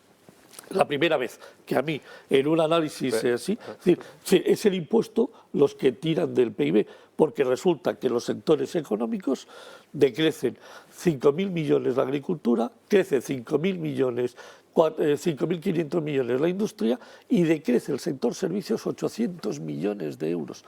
Dices, si a junio el sector servicios consolidado, según el INE, según el Instituto Nacional de Estadística, a precios corrientes ha decrecido, es decir, en el primer semestre, es posible que el indicador todavía de servicios esté por encima de 50, porque el turismo todavía está tirando, tirando, pero el día que cerremos el 30 de junio y se acabe el turismo, el problema es muy serio. Es decir, el problema es qué le va a pasar al paro si en julio hemos tenido 3.000 parados más, qué le va a pasar al paro el día 31 de octubre cuando ya tengamos el efecto que se ha acabado el puñetero verano, independientemente de contratos, no contratos fijos, discontinuos y demás. La verdad es que nos vamos a dar una bofetada espectacular. Pero es que es imprescindible que haya esa bofetada. Sin duda. Para solucionar este problema de la inflación. Sí. Es imprescindible que muchos se queden por el camino, es así de triste. Pero hay una manera, y tú la sabes perfectamente, es decir, de paliar el efecto de crecimiento. Reduce el gasto público, baja los impuestos. Pero claro, ¿quién baja el gasto público? La industria política no la reduce aquí ni Dios. Vamos a ver. Eso es la eterna cruzada que tenemos. Si tú redujeses en un mes 20.000 millones de gasto y redujeses 20.000 millones los ingresos en la parte de los impuestos, bien sea de IRPF, bien sea de IVA o bien sea de cotizaciones sociales, ayudando a los empresarios a bajar las cotizaciones sociales para sostener el empleo, que no despidan o que contraten, perdóname, paliarías el efecto crisis. Sí. Y reducirías simultáneamente la inflación, porque con la subida de tipos de intereses se va a consumir mucho menos. Sí, tú sabes que por la vía de la demanda está el consumo. Sí, pero no te olvides de otra cosa, que si desde Frankfurt siguen regando de dinero la economía, que lo siguen haciendo, porque siguen comprando deuda a mansalva, pues eso tampoco soluciona la inflación. Si siguen comprando deuda a mansalva, no parará la inflación. Por eso te digo. Vamos a ver. Es decir, la FED ha subido, ya está en el 2,5. La FED, el americano, ya han subido al 2,5. Nosotros estamos en el 0,5 en una sola atacada. pero vamos a llegar al 1,5. Sí, pero no se puede comprar deuda. Pero no se puede comprar deuda. Pero no se puede comprar deuda. Tienes que salir a los mercados, que te la compren. Claro. Va a subir el tipo de interés de forma sustancial, ya está subiendo en cualquiera de los casos, y a partir de aquí el Estado empieza a pagar mucho más intereses. El Estado, las comunidades autónomas, las corporaciones locales, todos. Y por otro lado, las economías domésticas con el Euribor en sus hipotecas. Con lo cual, el consumo se va a pegar un bofetón de estos, de aquí te espero. El consumo es el 74% del PIB. Bueno, el consumo privado es el 74%. Luego hay otro elemento clave que eso, como yo digo, estamos en manos de los dioses, que es si hay una paz en Ucrania, pues hombre, la cosa cambia. Tiene pinta, ¿eh? Eso, pero puede ocurrir. Puede ocurrir que Alemania, Francia, Italia y empiecen ya a decir ya no te apoyamos, ya no te mandamos armas, ya no te mandamos dinero, porque es que si no nosotros nos vamos a empobrecer y nuestros habitantes, su calidad de vida va a decrecer, y entonces no le quede más remedio a Ucrania que rendirse o llegar a una paz, y eso, insisto, lo cambia todo.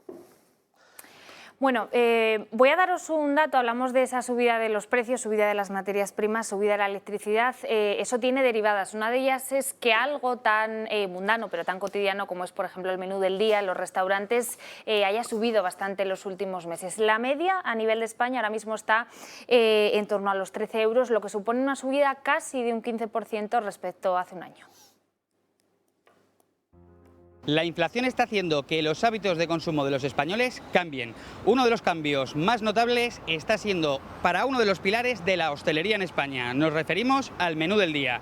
Y es que 8 de cada 10 hosteleros reconocen haberse visto obligados a incrementar el precio de sus menús entre un 5 y un 15%, situándose la media del menú del día en España en 12,80 euros. Menú, supermercado, todo lo que sea está subiendo. Lógicamente lo he notado, lógicamente, claro.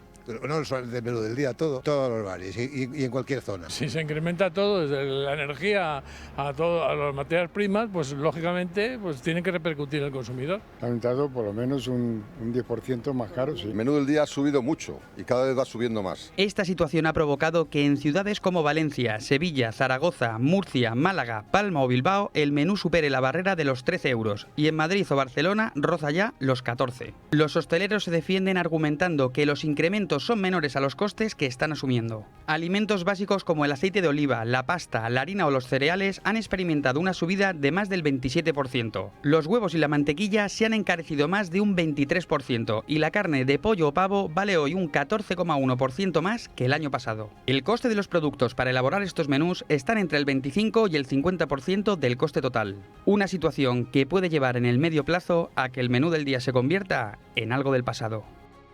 Claro, sube todo, sube el café que te tomas en el bar de debajo del trabajo, sube los precios de los supermercados. No sé si vosotros sois consumidores habituales del menú del día, tan tradicional y tan clásico en nuestro país, y si habéis notado esta subida que contaba nuestro compañero. Mira, la del café la noto todos los días, porque yo soy un cafetero tremendo.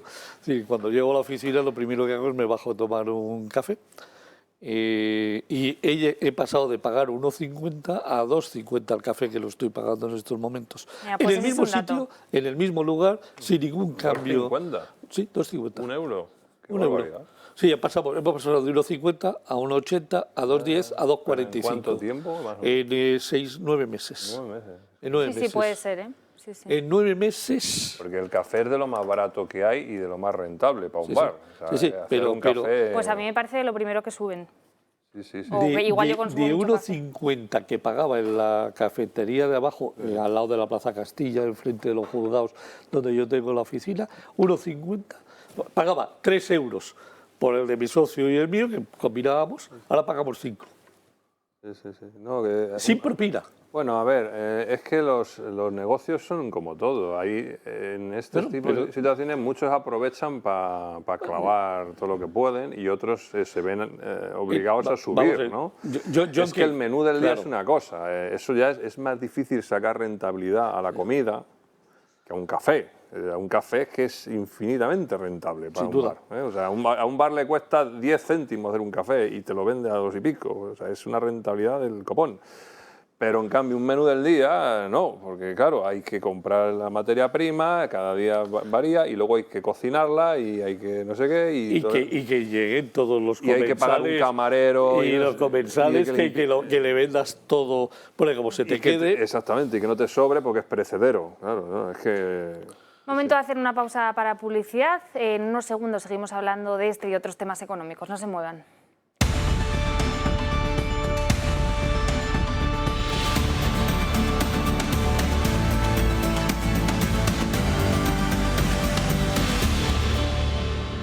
Bueno, pues ya estamos de vuelta en la redacción abierta del verano. Hablábamos de la subida generalizada de los precios, de cómo afectaba esta subida, por ejemplo, al menú del día, ese clásico en nuestro país en bares y en restaurantes. Y bueno, que va a ser una constante en estas vacaciones que muchos de ustedes ya habrán empezado y que habrán notado esa subida generalizada de los precios. ¿Pueden hacer frente los españoles a esta inflación desbocada de los últimos meses? Pues según el Banco Central Europeo, solo un 20% de la ciudadanía ha ahorrado, tiene ahorros que fue ahorrando, valga la redundancia, durante la pandemia y que ahora puede llevar mejor esa inflación. ¿A qué porcentaje, a qué estamento de la población representa? Bueno, pues a las rentas más altas, que son curiosamente pues las que se ven menos afectadas por esa subida de la electricidad o del precio de los alimentos. Parece, según las encuestas que se hacen a la población, que la gente durante estas vacaciones no se va a privar de esos viajes que tenía planificados, que se va a dar ese lujo durante este verano, pero eso sí, como llevamos diciendo aquí en los últimos minutos, la verdadera cara de la moneda la vamos a ver a la vuelta de vacaciones. José Ramón. Vamos a ver, lo estamos diciendo, es decir, la gente tiene ganas de vacaciones. Yo con todo el mundo que hablo, o se las ha tomado ya, o está preparándose para todo. ¿Por qué? Porque llevábamos 2 años prácticamente sin posibilidad de vacaciones. Y entonces la gente se ha tirado a la calle y se va a gastar lo que tiene y lo que no tiene. El otro día me decía un taxista que le había dicho un empresario de viajes que es decir, estaba vendiendo muchos viajes, mucho turismo, pero todo a crédito. Todo a crédito, que la gente se estaba endeudando.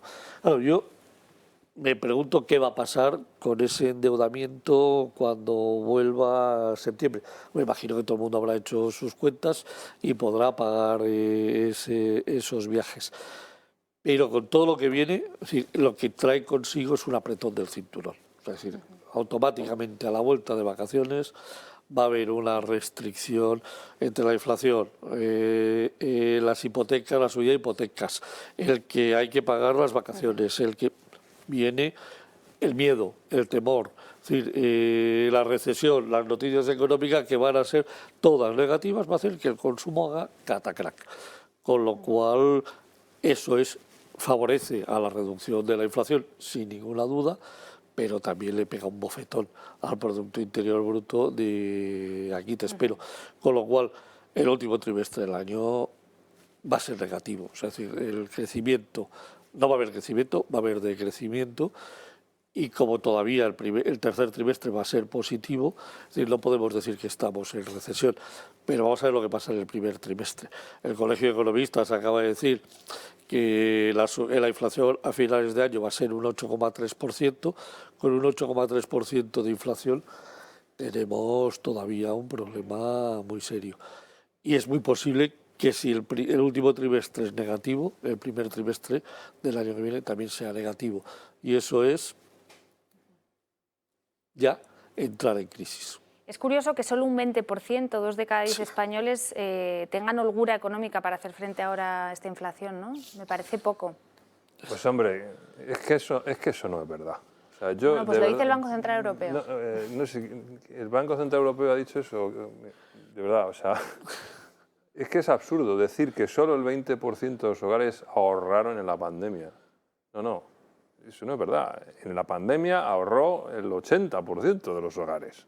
Precisamente por eso... Ahorró, pero hay mucha gente que perdió su trabajo, con lo cual su fuente de ingresos... Bueno, tampoco tanta gente lo perdió. Es decir, muchos se les protegió con los ERES, bueno, cobraban algo menos, pero la inmensa mayoría de los hogares ahorraron dinero durante la pandemia. Y esa, Marina, esa es una de las principales razones por las que hoy tenemos esta inflación.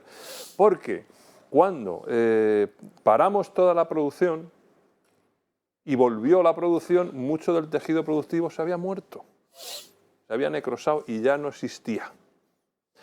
Pero los demandantes estábamos ahí todos. Y entonces empezamos a demandar a lo bestia. La oferta no era capaz de soportar esa gran demanda, porque el tejido productivo necesita tiempo para reconstruir. Es como cuando una persona sufre un ictus y se le muere un trocito de cerebro.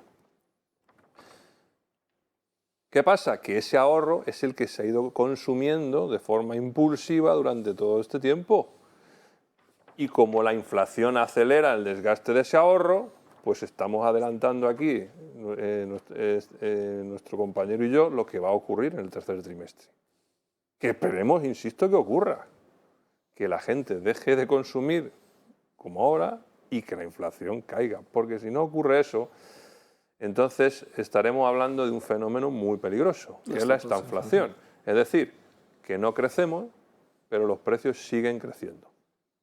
Y una de las razones que pueden provocar eso es precisamente el que el Banco Central Europeo siga con su manguerita regando de dinero y comprando la deuda de los estados. Bueno, y novedades respecto a la empresa CIGIS. La empresa ha sido nombrada proveedor de servicios de minería preferido para el proyecto Hillside Copper Gold en la península de York, al sur de Australia. Rex Minerals le ha notificado a CIGIS su intención de entablar negociaciones exclusivas para un contrato minero de 5 años por el que la firma brindará servicios de minería y operará y mantendrá flotas mineras en una nueva explotación de cobre. Los servicios de minería comenzarán en julio de 2023. Bueno, y seguimos hablando de economía. Ya saben que el Ministerio liderado por María Jesús Montero está poniendo a punto esos presupuestos que aprobará en los próximos meses. Ella dice que ya ha tenido reuniones con diferentes grupos políticos y que si presenta unos presupuestos es porque sabe que se pueden aprobar.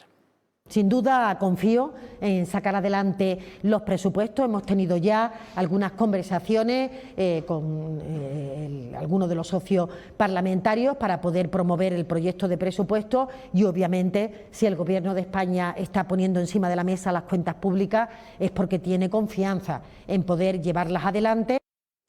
Pues hablaba María Jesús Montero de esos presupuestos del año 2023, presupuestos que sus socios minoritarios, con todas las cesiones que hemos conocido en las últimas semanas a Esquerra, con esa mesa de diálogo, cesiones también a sus socios de Bildu, del PNV, bueno, pues podrían estar más que atadas y, a salvo sorpresas, probablemente salgan adelante contando con el apoyo de esos socios minoritarios, ¿no?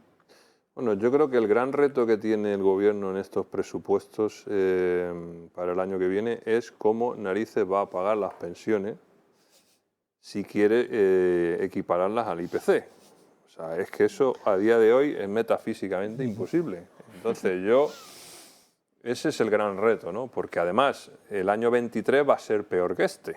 Por lo tanto, se va a recaudar menos, va a haber más déficit, supuestamente el Banco Central Europeo va a comprar menos deuda, digo supuestamente, porque no olvidemos que todas las pagas extras de la historia, es decir, la de junio y la de diciembre, el Ministerio de Hacienda le da un préstamo a la Seguridad Social para pagar las pensiones, ¿eh? Entonces, ese es el gran reto y si saca los presupuestos, pues bueno, pues serán unos presupuestos de ciencia ficción. A no ser que a alguien le entre la racionalidad de repente o Bruselas te apriete y te diga, oye, o las pensiones las ajustas o esto se acabó. Vamos a ver, las pensiones se calculan con el IPC, la media del IPC a 30 de noviembre, del 30 de noviembre del año pasado al 30 de noviembre de este año.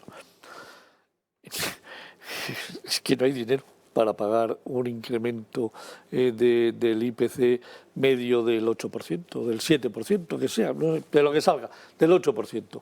es que un incremento del 8%, es decir, supone pues prácticamente un incremento de casi 30.000 millones de euros. Este año, perdón, el año pasado, en el 2021, para equilibrar las cuentas de la Seguridad Social y que no fuesen desmadradamente negativas, que lo fueron en 12.000 millones, hubo que transferir 41.000 millones, 41 desde el Ministerio de Seguridad Social, es decir, a la Seguridad Social. Es decir, para transferir esto, Sí, es decir, el Estado, transferencias corrientes, efectivamente, 41.000 millones de euros.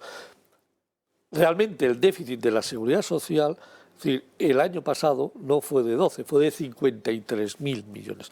Aquí venimos haciendo trampas desde el 2002, 2003, más o menos 2003, en que a José María Aznar se le ocurrió, es decir, que como había perdido, si la Seguridad Social tuvo un déficit de 2.000 millones extraordinario, dijo, bueno, pues le hacemos una transferencia de 2.000 y me quedan, como doy casi superávit, total, 2.000 de aquí, 2.000 para allá, y se montó la primera transferencia corriente que llegó a la Seguridad Social, que fue de eso de 1.900 millones. Desde entonces, Lo cogieron por costumbre ya. se ha cogido la costumbre, es decir, Mariano Rajoy en el 2017 declaró 16.000 millones de déficit de la Seguridad Social, realmente fueron 28.000 porque mandó 12.000. Pedro Sánchez acaba de mandar 41.000 millones este año, en el 2021, para que el déficit sea solo de 12.000, es decir, la realidad ha sido 53.000 millones de euros. Este año va a ser menos, porque las cotizaciones en estos momentos hasta 30 de junio han subido, como ha habido mucho más empleo, es decir, hay mucho menos paro y por lo tanto, es decir, la gente que está trabajando, las empresas cotizan más, es decir, hay récords de ingresos en las cotizaciones. Pero como el segundo semestre va a ser menor, a final de año va a haber un déficit. Estaba previsto este año en presupuestos generales del 2022 30 y tantos mil millones de euros en transferencias corrientes. Va a dar por ahí, quizá un poquito menos, porque como con la inflación se está ingresando más, posiblemente sea un poquito menos. Pero el gran problema es que se va a producir un déficit fácil, real, de otros 30 y tantos mil millones de euros. Con lo cual, la realidad es que la Seguridad Social, en lugar de deber 100.000 millones, estará debiendo 120, aunque la realidad no son 120, porque se lo está comiendo por otro lado el Estado. La realidad es que si quitásemos todas las transferencias corrientes enviadas desde los diferentes gobiernos desde el año 2000, hoy estaríamos en un déficit de 200.000 millones, cercano a los 200.000 millones. Sí. Hoy tenemos 99.000 millones oficiales, pero por las transferencias corrientes. Y no te olvides que en todas las negociaciones de presupuestos pues siempre está lo que se queda por el camino, porque los vascos se llevan no sé cuánto, los catalanes no sé cuánto, o sea, aquí todo el mundo va trincando un poco, ¿no? Va para mi casa y tal, o sea, más gasto, más cosas, menos eficiencia, y va a ser interesante el tema este de los presupuestos, y ahí ya veremos otra vez Sánchez, que siempre acusa a los mismos de que no queremos, es que vosotros no queréis apoyar, es que vosotros no sé qué, pero al final siempre se echa en brazos de los mismos, y esa es la realidad. A ver si desde Unidas Podemos, desde sus socios de gobierno, aprueban o están de acuerdo con estos presupuestos, porque va a incluir ya ese aumento en gasto militar del que ellos echaban pestes hace unas semanas. El chocolate del loro. Estamos hablando del chocolate del loro, porque además si Sánchez ha pactado con la OTAN, es decir, que el presupuesto no se va a llegar al 2% hasta el 2027, con lo cual, es decir, comparativamente con lo que son, es decir, los gastos del Ministerio de Igualdad, es decir, con los gastos que va a tener el incremento de los salarios de los empleados públicos, que es que tú le vas a decir a los empleados públicos que este año les ha subido el 2% y el año que viene con una inflación media del 8% que no les vas a subir el salario.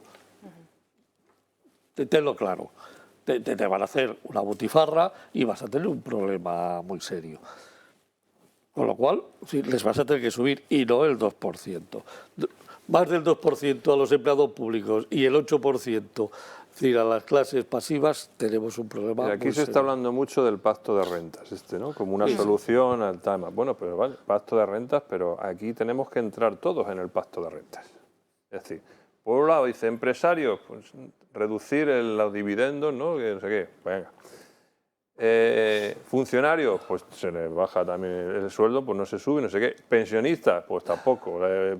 Autónomos, trabajadores por cuenta ajena, por industria política, o sea, claro, porque la industria política pues habrá que reducirla también, ¿no? Es decir, oiga, ¿cuántos asesores tienen ustedes? Hoy han aprobado en el Senado otro 1 millón de euros para los coches oficiales, ¿eh? Ya me contarás tú a mí para qué necesitan tantos coches estos senadores, están aquí en Madrid, no sé qué coño hacen. Bueno, pues ya otro. O sea, todo eso, al final, ¿dónde está el pacto de las rentas? Al final siempre son los mismos. ¿O no es así? Vamos a ver. ¿Tú sabes cuántos hay en la categoría de otros empleados públicos? Categoría de otros. Es decir, que no son ni funcionarios y que no son trabajadores con contrato laboral. O sea, que son las dos grandes categorías que debería haber. La categoría de otros, declarado, es decir, por el Ministerio de la Función Pública, son todos aquellos contratos que pueden ser prescindibles en cualquier momento con una indemnización, es decir, prácticamente nula, porque han entrado en la administración pública por las puertas traseras. Cargo de confianza. 650.000. Multiplica. Había en el 2010 había 330.000. Hoy ahí se ha doblado. En 10 años, un poquito más de 10 años, se han doblado los otros. Es decir, han cambiado administraciones, cambió la administración del Partido Socialista, entró la administración del Partido Popular, cambió la administración del Partido Popular, ha entrado la administración socialista y se ha doblado la categoría de otros. Aquí, la primera medida facilísima, es decir, 600.000 tíos salen de la administración pública. ¿Cuánto me reduzco si el salario medio de la administración pública son 40.000 euros coste de empresa? Pues multiplica 600.000 por 40.000 y te van a salir 24.000 millones directamente, ¡pum!, de menos gasto. Que esos tíos entran en el paro. Sí, entran en el paro, pero van a costar bastante menos de 40.000. Van a costar 14, 15.000 euros en el paro y no los 40.000. Con lo cual te estás ahorrando 28.000 por cada uno de ellos. Dos. Claro, pero eso ¿cómo lo vas a hacer? Pero a ver, esos son cargos de historia. Tú no puedes cargarte la historia de cada uno de los partidos a lo largo del tiempo. Y ahí es la parte donde yo te doy la razón de que hay un tema en el cual tenemos pendiente de tocar. Pero ese tema, que no lo va a tocar ni el Partido Popular ni el Partido Socialista, porque tienen los 600 y pico mil entre los dos, tendrá que venir Europa y decirles ya, es que no es un problema de ustedes, sino es un problema de que ustedes no pueden pagar esto. Europa nos va a decir un día, señores, se acabó la fiesta. Señores, el Banco Central no compra deuda. Señores, ustedes tienen que hacer lo que le pasó a Grecia o lo que le pasó a Portugal o lo que le pasó a otros países. Es decir, que les dieron, con mucho cariño y con vaselina, pero a los empleados públicos les redujeron el 30%, a los pensionistas les redujeron el 30%, les quitaron pagas. Pero saber quién lo dice, ¿no? Tienen que venir unos tíos de fuera para que alguien lo diga. Y lo van a decir, y lo van a decir, porque no podemos pagar, pagar esto. Si tú reduces los 650.000 personajes de la industria política, que son 25.000 millones de euros de sueldos, dices que se van al paro, y algunos que se van al paro, no. Hay una norma que se da en la economía laboral que dice que por cada empleo que destruyes en el sector público creas 2,1 o 2,2 en el sector privado. Por lo tanto, porque todo ese dinero que invierte la administración pública en pagar a esa caspa que hay ahí, se utiliza, se reinvierte en eso. Bueno, entonces, no solo eso, sino que luego creas 1.300.000 de nuevos empleados privados que cotizan y tributan. No solo te ahorras 25.000 millones de grasa, sino que encima creas el doble de cotizantes y de tributantes. y lo que se ahorra el Estado. Fíjate las pensiones que se pagan con 25.000 millones. Yo unas cuantas. publico ahora a mitad de septiembre un libro que se llama El precio de las autonomías, 88.000 millones de despilfarro. Y demuestro cómo con mejores prácticas se pueden ahorrar en el sector de las comunidades autónomas 88.000 millones, reduciendo los otros, combinando los otros con otro tipo de medidas. Monto todo, analizo los presupuestos, analizo los gastos y propongo diferentes medios. Es decir, la mejor manera, la óptima, que es 1 más 2, salen 88.000 millones posibles de ahorro. Yo sé que esto no sirve para nada, pero lo que sirve es para algo. Va a servir por lo menos para concienciar de que es posible. ¿No se van a reducir 88.000 millones? No, vamos, ni harto de vino. Pero ¿cómo vamos a bajar el coste de la autonomía catalana, que cuesta 49.000 millones, y decirle que cueste lo que cuesta la madrileña, que cuesta 30.500 millones? La Comunidad Autónoma de Madrid cuesta 30.500 millones. José Ramón, siento interrumpirte, pero lo tenemos que dejar aquí. Hasta aquí el programa de hoy, la redacción abierta del verano. Ya saben que volvemos mañana. Esperemos haberles podido acompañar durante esta noche y durante las que quedan de esta semana. Mañana volvemos, como todos los días, a las 10:30, aquí en El Toro Televisión. Muchísimas gracias.